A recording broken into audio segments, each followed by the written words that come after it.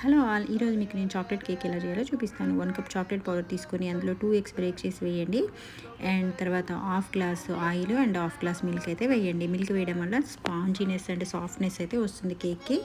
And తర్వాత ఈ baking soda half table spoon, baking powder half table spoon, ఈ రెండు విడివిడిగా అండి, రెండు ఒకటి అనుకోవద్దు. అండ్ అన్నిటినీ కలిపి ఇలా ఫైన్గా అయితే బీట్ చేసుకోండి. ఈలోపు కేక్ మౌల్డ్ తీసుకొని దానికి బటర్ అప్లై చేసేసి మనము ముందుగా చేసి పెట్టుకున్న మొత్తం మిశ్రమాన్ని అయితే ఇందులోకి పంపేసుకోండి. ఇది చూడండి, ఒకసారి నేను మీకు చెప్తున్నాను. ఇది ఎంతలా బీట్ అవ్వాలి అంటే, మనము అది కేక్ మౌల్డ్లోకి పంపేసేటప్పుడు రిబ్బన్ కన్సిస్టెన్సీ అయితే రావాలి. ఇలా వచ్చింది అంటేనే కేక్ సాఫ్ట్గా స్పాంజ్లా అయితే వస్తుంది.